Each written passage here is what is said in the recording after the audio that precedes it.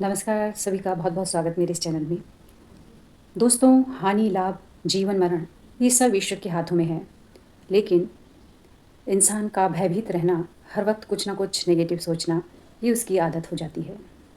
हाल ही में कुछ इस तरह की घटनाएं हुई हैं जिन्होंने मनुष्य के विश्वास को काफ़ी तोड़ दिया है।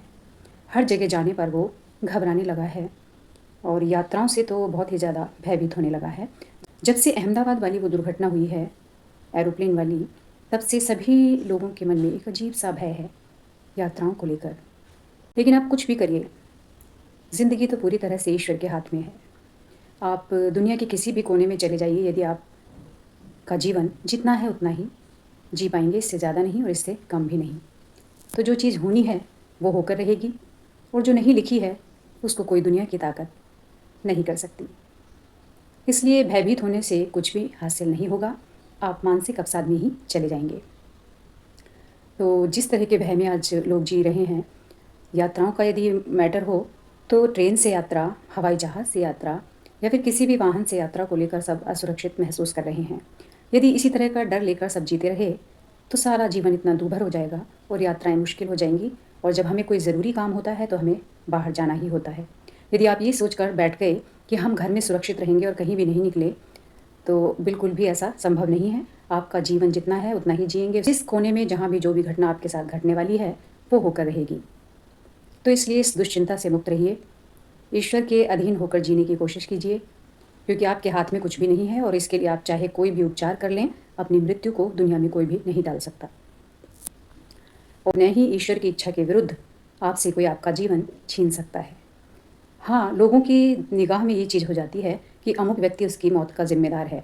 वास्तविकता तो ये है, कर्म के हिसाब से चीज़ें घटित होती रहती हैं।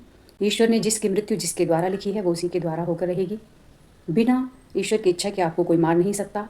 अच्छा, उसके लिए माध्यम कोई भी बन सकता है, लेकिन ईश्वर की इच्छा के विरुद्ध कोई कुछ भी आपका नहीं बिगाड़ सकता। इसलिए निश्चिंत रहिए ईश्वर के भरोसे होकर, क्योंकि उससे शक्तिशाली दुनिया की कोई भी ताकत नहीं है, कोई मिनिस्टर नहीं है, कोई भी सत्ता नहीं है।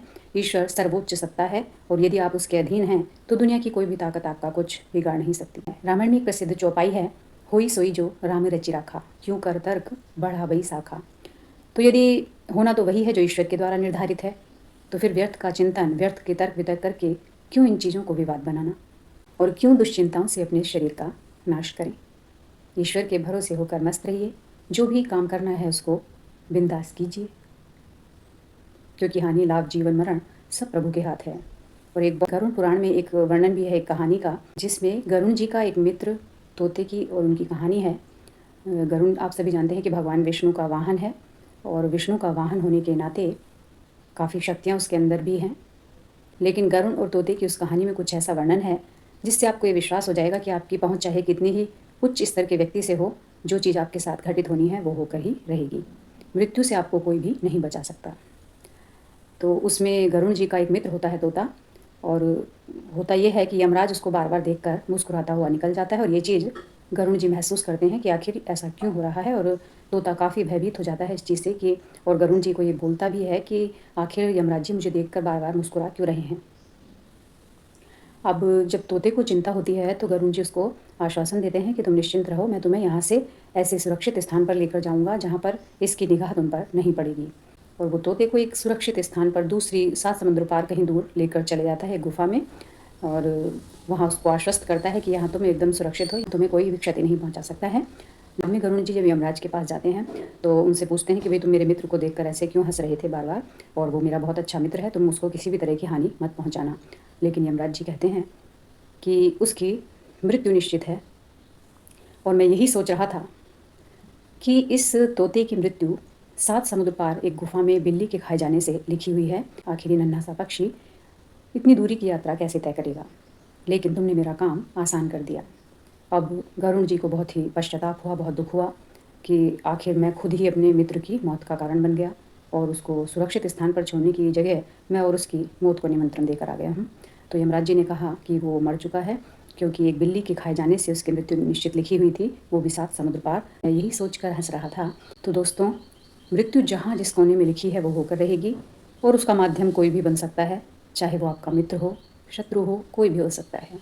हर दिन मरने की ज़रूरत नहीं है, क्योंकि मृत्यु तो अटल सत्य है, और एक बार से ज़्यादा कोई मर नहीं सकता। तो जो भी जिस डेट को आपके लिखी है वो तो होकर रहेगी।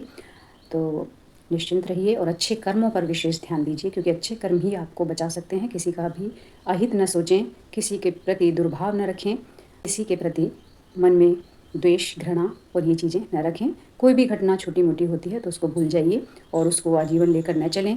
द्वेष भाव को बनाए न रखें, क्योंकि इससे आपके कर्म खराब होते हैं।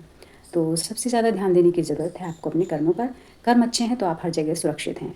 तो दोस्तों, उम्मीद करती हूँ ये वीडियो आपको पसंद आई होगी। पसंद आती है तो प्लीज़ लाइक कीजिए, मेरे चैनल को सब्सक्राइब कीजिए, शेयर कीजिए और अपना प्यार यूँ ही बनाए रखिए। और ज़िंदगी में हर वक्त अच्छे कर्म करते रहिए, अच्छी सोच रखिए, तो आप अंदर से प्रसन्न हो जाएंगे। शुक्रिया।